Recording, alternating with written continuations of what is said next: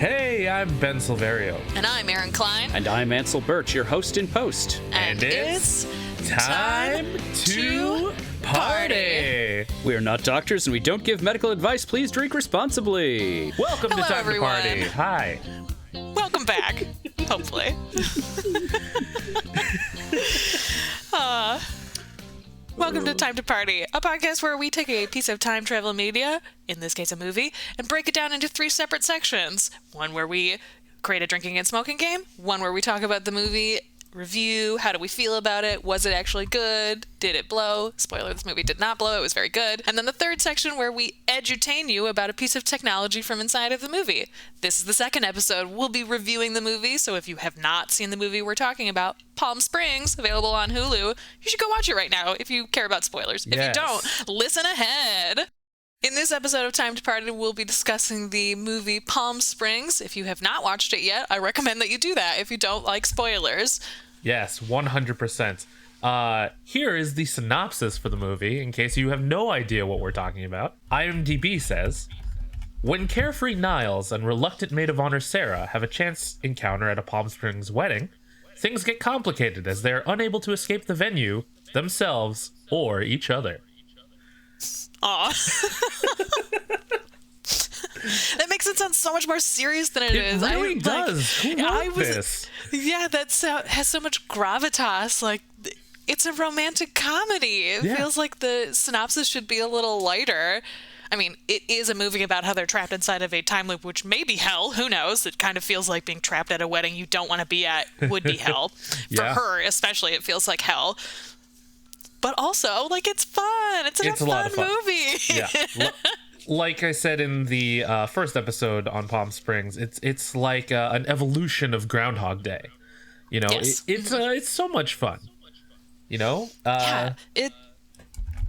It was so well written in a way that I was just not anticipating. Like, there were so many lines that I wrote down that I was just really impressed by the way that the writing moves the story. Like, obviously, the writing should move the story forward, but also, like, this is a very strong character piece for all three of the main characters that we meet, in addition to being a story that moves forward at a pace that doesn't ever feel like it's dragging.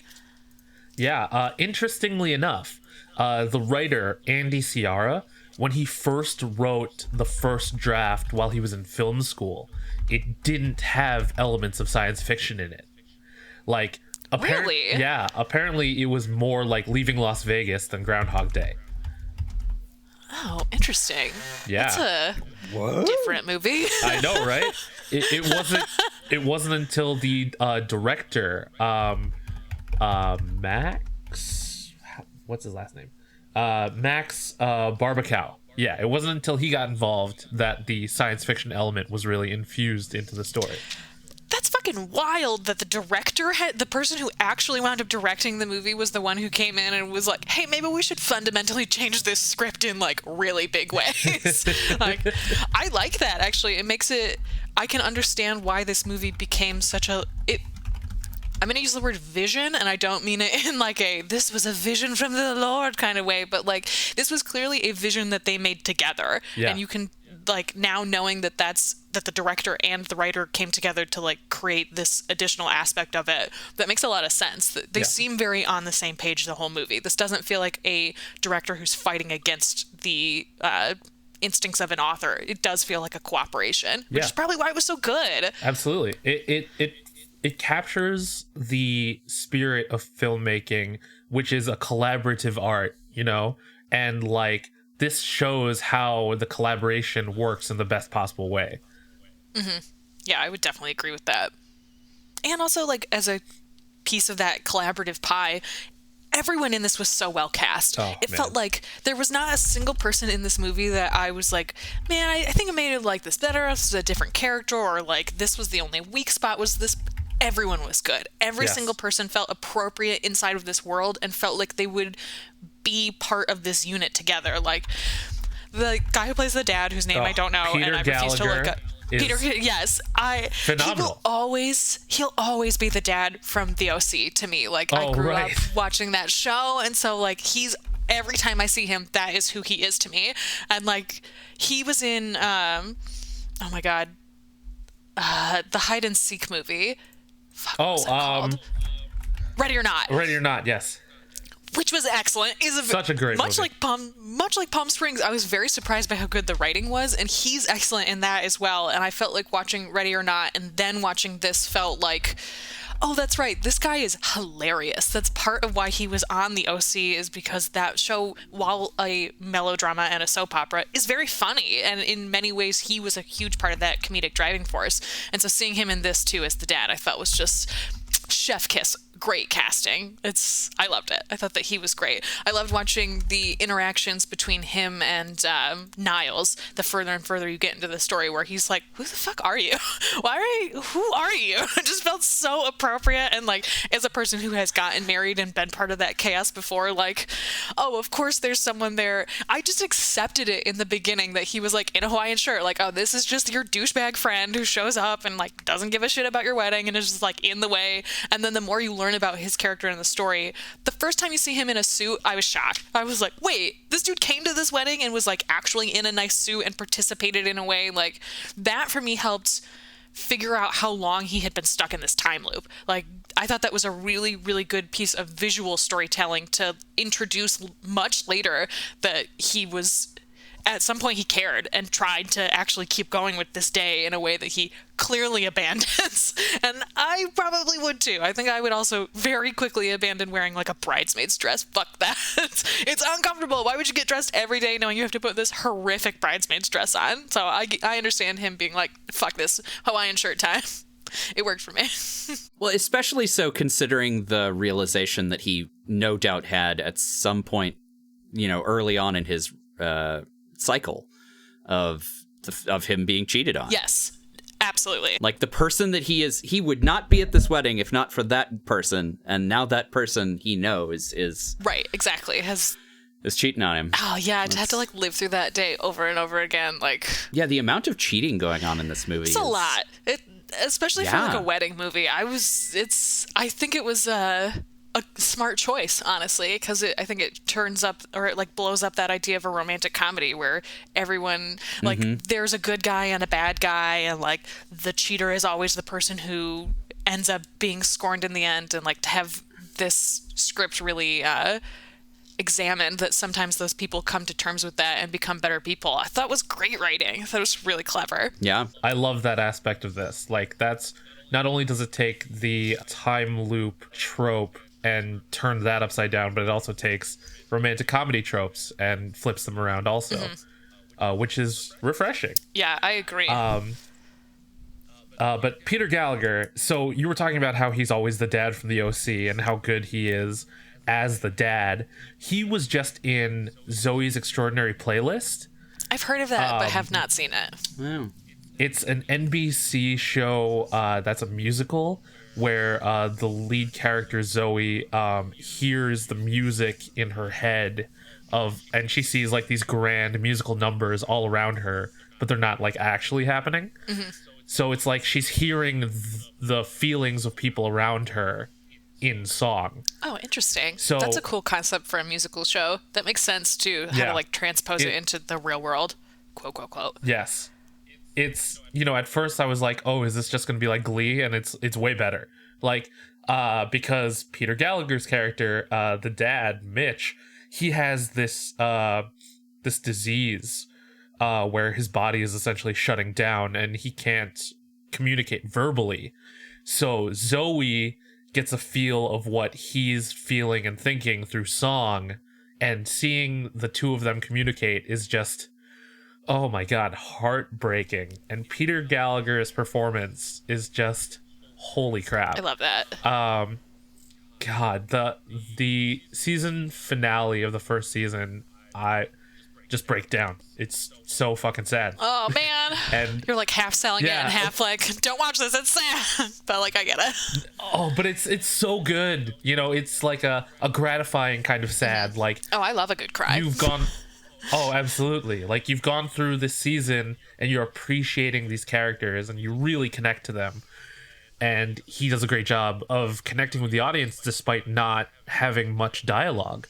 You know, all of his acting is like through his body. Those through are the his hardest eyes. parts, for sure. Like, it's Yeah. really easy to connect to a character who's speaking because you can put their thoughts into your own mind in a way that if you're watching a nonverbal character, it's a lot harder for people to connect with. That's awesome. I did not know that he played that he was in that or that he played that character. That's really cool. Yeah, I like him a and lot. like spoiler alert, there's a moment where, you know, he gets a few musical numbers, and he's a very good singer. I would never have guessed that. I don't know why. He just doesn't strike me as a musical theater type, but I love that. Fun fact, he was in Grease and played Danny Zuko in 1978. Duh. Fucking duh. Yes, that makes a lot of sense. He very much has the Danny Zuko look. Like, I did not know that, and am not surprised even a little bit, actually. Oh, that's really funny. God Knows Time to Party loves a Grease reference. Absolutely. Not a time travel movie. Grease. I wish that it was so that we could talk about it. One of the moments I loved most is when the sister comes out, the bride, and falls and breaks her teeth, and Oh my and the God. dad is calling the dentist trying to get her emergency surgery. Again, as someone who has gotten married, like, that moment for me was just like, oh my God, this is the worst thing that could possibly happen to you on your wedding, is that you fall and fuck your teeth up. Like, it just felt so perfect. There was I don't remember who said this, but the line, "This is a big day for everyone, including me," made me laugh so hard. I think that was Misty, Niles' girlfriend. Yes, you're right, it was. Yes. We touched on God, this a little bit, but Misty. Misty, like, I thought Misty was a very interesting character, and I thought they did such a good job of writing her, because she's the villain. Like, there are several villains within this, but, like, Misty is very much the main villain, it feels like. Like, he's trapped in this relationship with her outside of the fact that they're trapped in this time loop. Like, at one point he tries to break up with her towards the end, and she says, "I don't like you, but I don't think that we should break up," which is like, that is a nightmare, to be stuck in a relationship with a person like that, who's like, "Oh, actually, I don't particularly care for you at all, but how dare you besmirch my reputation by dumping me?" Like, okay, well then just dump me. Like, that, you don't want to be here either, and you're cheating on me. Like, just fucking break up with me in that sense. So I thought they did a great job of writing her that way. Do you think the groom is also a low-key villain? Yes, I think the groom is that's definitely a later reveal in the movie. Like, he seems like a dick, and you kind of are like, whatever, this couple, it feels like the groom and the bride both suck, and so they feel like equals for much of the movie until the spoiler reveal that he's cheating on the bride with her sister the fucking night before the wedding. Then he gets very much like, oh, this is a villain. Like,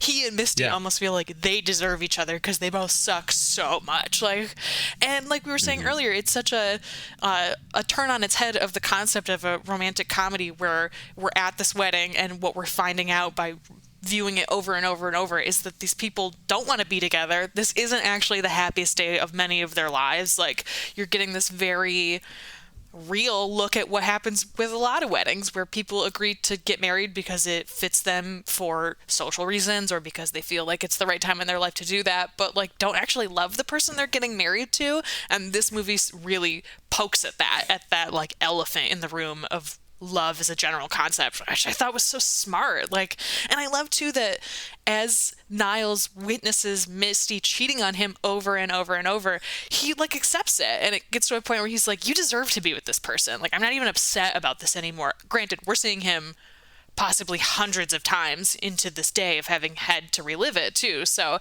I like that we don't actually get a reveal about how long he personally has been stuck inside of the time loop. Yeah. You know, Meredith Hagner, who plays Misty, cracks me up every time she says "what," just because like she's so confused by what Niles is doing. Like, I love the copycat moment where they're speaking at the same time, and then at the end she's just like, "What?" And just something about her delivery of that one word makes me laugh each time. Yes, she says it a couple of times when Sarah, I think her name is? Yeah, Sarah comes into their room at the beginning of the day. She's so confused about what is happening. And I love that you get to see these two characters who are sitting outside of this situation and above it because they've been through it so many times. And what feels like a very genuine reaction to someone who's like, what the fuck is happening? Like, how do you two even know each other? Like, what the fuck are you doing here? Aren't you the maid of honor? What is happening? Like, she does such a good job of making that character seem real. She doesn't just seem like a villain to be a villain, kind of like the groom sort of feels like a villain to be a villain towards the end. She feels like a whole character who is just dumb and bad. And like, you can't hate her in the same way that you hate the groom, because she just is this person. And like, she goes from being the big bad to feeling more like a gray villain towards the end. Yeah. When Sarah comes in the first time, she says to Niles, are you cheating on me? And he says, no, you're cheating on me, silly. And then so casually. She's like, what? So casually. And, you know, like, that's a testament to Andy Samberg's performance. Because, as we both mentioned, we don't usually like Andy Samberg. No, I don't. Like, he's too much for me most of the time. And I felt like he did such a good job with the subtleties of this performance, which is like, I would never have thought I would put subtle and Andy Sandberg into the same description, and yet here he is doing it in this movie. Yeah, one of the weirdest things to come out of 2020 is me finding movies by two people that I generally don't like and enjoying their performances. One was Andy Samberg in Palm Springs, and the other was Pete Davidson in Big Time Adolescence. I've heard that that's really good. Yeah, both are on Hulu. You should watch Big Time Adolescence after you watch Palm Springs.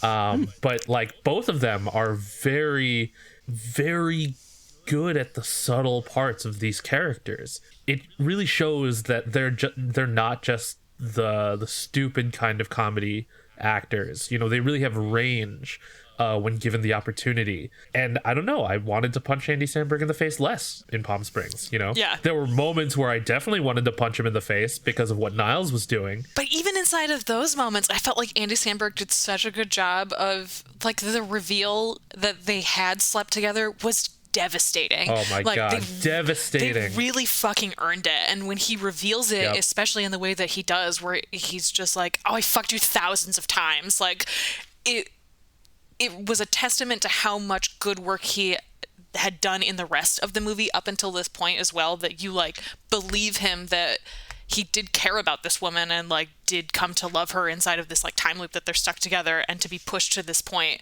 it felt so earned in a way I never would have expected Andy Samberg to be able to pull off, to be honest. Yeah, it's incredible the things that he did in this movie to make me feel connected to his character, when usually, you know, he's just the dude who's cracking up at his own jokes. I think it was really telling that we got that scene at the very beginning where he's like hate fucking his girlfriend, and then he goes through the whole wedding, he does his bit, he pulls Sarah out off to the side, he's gonna have sex with her, and it's not until Roy messes up that cycle that we get this new thing. So, I mean, how many times has he played out that exact scenario that we saw at the beginning? He says that too in that reveal. He's like, once I figured out all I have to do is save you from this speech, like it works every time. Like, how many times is every time? And I think you're right. And it's funny because when that was happening in the beginning, that was my thought, is like, oh, this is a thing that he's clearly done a bunch of times. And then when he says we've never hooked up, I believed him, because it felt like, why would he sold it in that moment? He was very honest about all of the other things that he had done, and so it felt like, oh, this was a thing that you were trying and it worked, and then Roy tried to kill you or whatever. And so that you're right, that reveal later of, oh shit, that did work a lot of times, and only because Roy fucked it up in this particular way and she cared in this particular moment did she get dragged into this time loop too. Really, really fucking good writing. It's really good writing. Yes, it's incredibly good writing. Which moment did you find more shocking? That Niles and Sarah had fucked before, or that Sarah and Abe were fucking? Oh man, I think that she was fucking the groom. I wrote that in all caps, so I'm guessing that was the bigger reaction. Yeah, I was pretty fucking surprised, because at that point she's explained, I can't do this. I cannot be stuck in this time loop. And it's clear she's really fucking upset about it. And so the realization that every day she wakes up in his, because we've seen her wake up a bunch of times, and so you get this false sense that she's alone, and like perhaps that's why she's sad, because she doesn't have fucking whatever. And then to realize like, oh, you are stuck in fucking hell. That would be absolutely hell to wake up with the regret of that decision every single day. Like, no wonder she needs to leave this time loop. Like, I think for that reason, it felt like the bigger punch in the face in many ways. Yeah. Like, because we also get immediately when he says we fucked thousands of times, she's like, well, deuces, bitch, I'm out. I have to get out of this. Like, and she makes that decision for us of this is done and we have to move on from this. That realization that she's waking up with him and then having to see her plot out, like, to learn astrophysics basically to free herself from this situation, it felt very earned as well. That what a horrific feeling to be stuck inside of that all the time. And again, it's just fucking great writing that we get these like reveals one after the other about how people are experiencing this time loop even after you think that you've figured it out. It's just really good writing. Yeah, also, you know, the way that the shots were planned out, because I noticed the second time I watched it that there was a dude shirt in Sarah's room when we first see her. So the foreshadowing was great, and I just didn't notice it the first time I was watching it. You know, but the second time, you know, looking around, and I'm just like, oh. So they do kind of hint that something was going on, And, you know? Well, we also get that moment early on where the dad has gone looking for her and she's not in her room. He's like, I came by at like 6 a.m. She's like, oh, I went for a walk. And at that point you think like, oh, well, she got up because of the time loop and has been gone. And then you find out, oh, in fact, the time loop starts after this and she's in this other person's room. Like, oh, yes. Brilliant. So brilliant. It was so good. Yeah.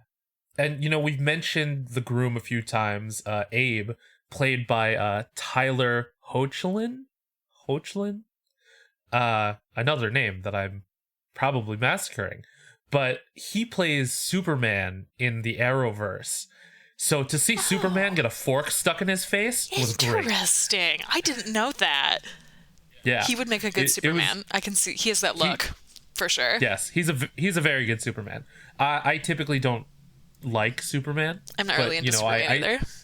I see the character's value, but you know, I see him now after seeing him as Superman. I just think of him as like that character sometimes. So to see him be a douche here, and then to see him really like understand what's going on at the end when Sarah's giving the speech. And she's like, don't fuck this up. And the interaction with her eyes is great. It's a great moment. But his name is Tyler Hoechlin. Really? Man. Okay. You have to leave that in.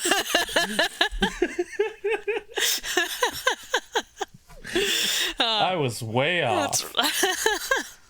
I mean, phonetically, you made sense. But yeah. So speaking... I mentioned the shirt in Sarah's room where she wakes up. Well, I guess it's Abe's room. But another thing that I didn't catch the first time was that Sarah and Niles were on shrooms when they were in the desert. You didn't get that the first time? I didn't get that the first time, and you would have thought that the dinosaurs would have been a clear indication of it. But I was just like, oh, cool, dinosaurs, weird artsy desert thing. But the second time around, I got that they were on shrooms, and it was just like, oh, that makes so much more sense. The dinosaurs are there in the final pan, though. I made a note of it, and I was like, I don't totally understand the dinos. Is that indicating that I thought at first that the dinosaurs were indicating that they had died and that they didn't actually make it out of the time loop, but then that the family returns at the end makes me think that they did make it out of the time loop, and then seeing that scene with Roy at the end where he meets him again and realizes he doesn't know who he is makes me think that they at least got out of the time loop whether they died or not.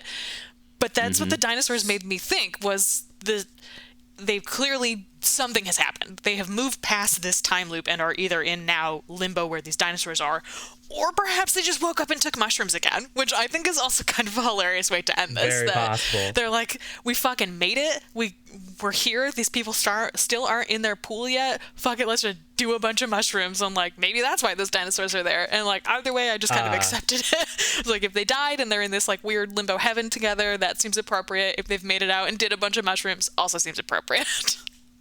Spoiler alert. We will be touching on the dinosaurs again in episode 3. Yay! Oh, I'm so excited. Fuck yeah. Do you think that the end of this film implies that there is a timeline where, because of this temporal rift, again, to get very Star Trek-y, everything from this point forward has, there are repercussions to this time rift, like dinosaurs walking through Palm Springs, that was not the most interesting part of this story, because we followed these two characters. But like after this, there's still one guy in a time loop. There are dinosaurs in California. What else is going on because of this, rift that opened up during the earthquake? That's a really good point too, because at one point they do kind of touch on that, because Andy Samberg Niles is talking about like, people go on from this day. We're stuck here, but there are clearly people who are going on and moving forward from this. And I read when he's talking about like the how you can get hurt and how pain still is pain even inside of this like endless time loop. He says pain matters. What we do to other people matters. And I feel like that's what that refers to as well, is like, even though we understand that we're stuck inside this time loop, our actions still have consequences that are rippling out from this event. And that's what that felt like to me, was them acknowledging like there are hundreds of thousands of universes that have branched out from this moment, and that it made me think of like the multiverse idea of like every moment is thousands of multiverses that branch out and come back, and sometimes they intersect again. That's what this world felt like to me. I like the idea that they released from this, and one of the consequences is that there are just dinosaurs in Los Angeles. I didn't actually take it as like a literal dinosaur, but I love that idea. I love like, the world is just like this now. Now people have just accepted that dinosaurs exist here. Like, I think that's cool. Speaking of people stuck in the loop, June Squibb plays Abe's Nana, and we touched on this in episode 1. Is Nana stuck in the time loop? I think she is. I really think that she's stuck. She has that line. I agree. Okay, I want to hear your case, and then I'll give you mine. Okay, so my friend Zachary Shevich was at Sundance when this premiered. He watched it. He told me immediately that I would love it. But he also got to interview the director, I believe, if not the director, the writer. And he asked about June Squibb, if she was in the time loop or not. And they wouldn't give him a straight answer. Those motherfuckers. They just gave him like the sly, oh, maybe. But like, interesting. I wonder if that was a decision in post of like, let's edit this in a way that is vague enough that she may be there. I like that he asked about that, because that's I felt certain in that moment, like, because she has that line at the very beginning about his speech, and she says, I've been to more weddings than you can possibly imagine, and your speech was the best I've seen. In that moment, I took it as, of course, she's an old woman. And then even later, it was like, oh, well, if she had seen him do that speech over and over, and that particular time, she was like, this was the best it ever was. And then that's the moment that leads to this time branch. Like, that makes a lot of sense. And that she then recognizes later, I guess you'll be going soon. Like, it felt like, yes, this woman is totally stuck in this time loop. Like, it felt like there was just enough evidence that it felt almost undeniable. I didn't feel like you could walk away from this and feel that the Nana was not stuck in the time loop. Yeah, absolutely. Nana's conversation with Sarah was what solidified it for me, that she's got to be in this time loop. And, thinking about the reasons why Sarah and Niles get out, I could see why Nana wouldn't want to get out. Maybe Nana, has a fear of death. Like, being in this time loop is keeping her alive at that age for an undisclosed amount of time, for infinity even. For eternity, possibly. Yeah, exactly. So the time loop gives something different to each character. Roy even says to Niles when he goes to visit him in Irvine, you gotta find your Irvine. That reminds me of Fanboys, where they talk about you gotta find your Death Star. You gotta find that thing that you're chasing, that'll like make your life, I guess. And each character stuck in the time loop in Palm Springs get something different out of it. And if Nana is in the time loop, then it's eternal life, essentially. And also, like, if you think of the idea of, like, a grandmother at a wedding, she probably is not having a bad time. This is, like, she gets to see her whole family in one place. She gets to like, dress up and have a nice time and have a nice dinner. Like, that's like grandma heaven. That does feel kind of like grandma heaven. You get your whole family around you and you get to, like, experience this love and joy of this day over and over. Kind of like Roy said. He said in the moment that he decided to go into this cave that this is the happiest I've ever felt. I wish I could live this over and over. And it seems like that is actually how Nana feels. That she does actually feel the joy of this day, and that's part of why she wants to continue living it. I'm curious about how she got stuck in the time loop. Like, did she follow Niles out into the desert? Were they having, like... It feels like he would have said that if he had been the one to bring her into the time loop, that they would have addressed it in some way. But she could have just followed him or been like, I'm bored at this wedding, I'm going to wander into this desert in this one particular instance. Like, I'm really curious about how she wound up in that cave in the middle of the desert in a wedding. But I like it. I love that she could have made this decision, like, I'm here. I'm going to do... It's also possible, like, Niles mentions it in passing, like, I'm stuck in this day thinking she'll never think anything about it, and she just goes out to the desert and finds it herself, and it's like, I want to live this day over and over. I like that idea. I think this allows for a reading in which Nana made the time rift. Ooh. The original point of the time rift. I like that. That she would be, like... chill inside of that too, and she starts to realize as other people are starting to, like, repopulate in the time loop with her. I like that. I think that's a really interesting idea. That would be very interesting. I don't know why, but that just made me think of Don Knotts in Pleasantville being that, like, omniscient, all-knowing, you know, kind of controlling the situation while watching the people that they brought in to the situation change it all. Like, June Squibb is definitely well cast in that part. Yes, you know, I agree. Magic Grandma. Yeah, yes, I agree. I think she was very, very well cast in that part. We haven't really talked about J.K. Simmons in this episode. We talked about him in the first episode when we were doing the drinking and smoking, but we knew we'd get around to it. Here we are. He was perfect. We've gushed about him a ton already in this series of Palm Springs, but, like, J.K. Simmons is perfectly cast in this. I love the note that he wakes up in Irvine, and so that he's not there all the time. I think that's a really smart choice script-wise that gives... I love that Niles says, like, he doesn't always show up. Sometimes he just stays home, and, like, that's fine. I'm interested in the back and forth of Roy having to fight with his wife the day of a wedding to be like, you said you were going to go to this wedding with me, and he's like, nah, deuces, I'm not going to this fucking wedding. Like, that fight is worth having enough times that he doesn't have to keep going to the wedding, I think is also, like, an interesting insight into Roy's character the further and further he gets into it. And he says too to Niles at one point, after I had to spend several days in the ICU because they didn't want me to go into a coma, I realized that what I was doing to you has consequences, and that the pain that I'm inflicting on you is real, and I had to stop for my own self. I thought that was a great evolution of his character that he wound up there.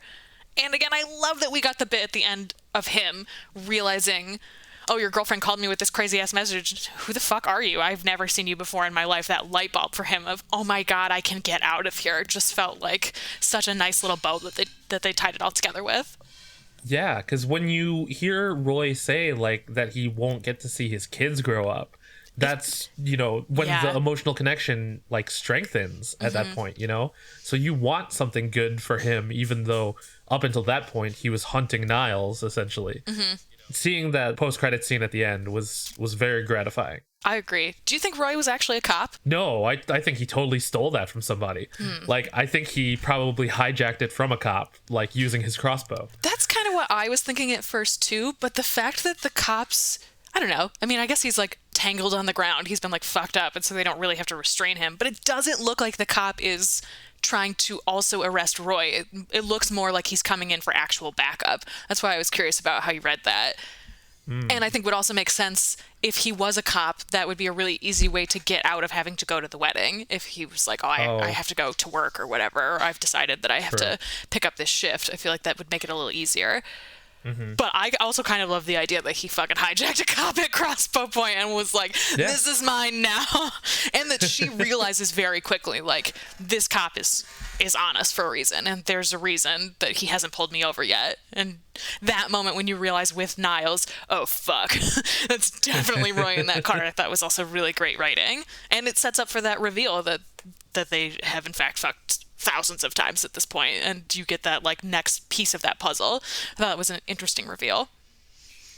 Yeah, you needed new high stakes. Exactly. Yeah, that was one thing this movie consistently delivered, was new high stakes. It never felt like artificial, or that they were, because that's kind of the thing with Groundhog's Day, is you get to a point where it's like the stakes just kind of have to keep resetting. Otherwise, why is he becoming a better person in the end? And it's because he falls in love with this woman and wants to be a better person, whatever. But this felt like there were external high stakes that continued to get raised every time. It wasn't just dependent on the fact that they were developing this relationship for each other and wanted to become better people. There were constantly new outside stakes raising them up that they had to keep elevating up to be better people. I just thought it was a great plot device. Several great plot devices. I feel like this movie is more of an exploration of choice and regret than Groundhog Day. Groundhog Day is about choosing to be happy, right? He has to choose to make to do the things that will make him happy. These people have to choose to put behind them the regret of the decisions they made before they got into the time loop, right? Before they can break out of it. I made a note about when I was watching it. She kills herself after 2 days, which in Groundhog Day, it takes months before he kills himself, and Niles says the same thing. It took him a really long time to start killing himself and to realize that he was stuck here, that, like, he said at one point, we have no choice but to live. And so at first I literally wrote down, she resorted to suicide in 2 days, have some pride. But then when you learn that she's like, I have to live with the regret of I fucked my sister's now husband every fucking day, like, I can understand why her like almost immediate thought is I have to end it. I can't do this. I can't live with this regret. So I think that's a great point, that really what she's doing is learning how to live with the regret of the choice that she's had to make over and over. Such good writing. I know I've said that like 100 times, but it's just so well written. It works on so many levels, you know, like just, it's so smart. Yeah. It's, well, you know, that brings us to the last question, really. Does Palm Springs stand the test of time? Yes. And I know this is a 2020 movie, but I think it's safe to say that it will stand the test of time. It'll hold up. I completely agree. I think they did a really good job inside the writing in a way that can be timeless. This is like clearly a movie that's set today contemporarily because of like the fashion and the way the things that they do and the way that this wedding is like set up as a very 2020 wedding. But even inside of that, it feels timeless. All of these characters feel like people you could know at any point. Like, everyone has a family that they're at least tangentially connected to, that you could be like, this is what would happen if you were stuck in a time loop at their wedding. Like, it feels very relatable in a way that I think will age very well. I also think that, now that I'm thinking back on it, we don't see them breaking out a whole bunch of 2020 tech. There's not like a significant plot point where they're like, oh, I've got to text Gary, where in 30 years when all of our texts are just going to our brain, that'll feel weird. So I think you're absolutely right. I feel like the biggest thing was her using the laptop at the diner, which that will probably age differently because obviously the look and feel of our laptops will change. But even inside of that, I thought they did a good job of picking something that was kind of like generic enough that it felt like it was appropriate to the place and time that they were set in. And so even if the technology changes enough, I don't think that will bring it down. And the fact that she was like zooming and she was like doing video conferencing with people, I feel like was a good note towards like, we are in this kind of technological time frame at least, which I thought was nice too. Because if you see someone using a computer and not having that kind of technology, that dates it in a way. I feel like that this at least will feel contemporary even past the time that we use that kind of video conferencing technology. I think it will give people a timeline clue about when this was set without making it feel stuck in 2020. Yeah. All right. That's it. So I could just gush about how good this movie was for probably like another hour. So I feel like we should probably wrap up so that we can give people a chance to listen to our edutainment section next time. We don't burn everything. Well, we hope that you enjoyed this, everybody. If you'd like to join the conversation and tell us how much you loved Palm Springs, you can use the hashtag #time2party. That's time, the number 2, party. You can find us on the internet. I am at bsilverio20 on Instagram and Twitter. I am at NYDurgency on Instagram. I'm at Indecisionist on Twitter and at The Indecisionist on Instagram. A huge thanks to Marlon Longid of Marlon and the Shakes for our theme song and April Moralba for the podcast art. And we will see you next time for our Lazy River of Edutainment. What will we talk about? Spoiler, it's probably dinosaurs. Probably dinosaurs. It's probably Who dinosaurs. knows? It could be anything. It's dinosaurs. Dino DNA. All right. So until next time, be excellent to each other. And party on, dudes. Air guitar!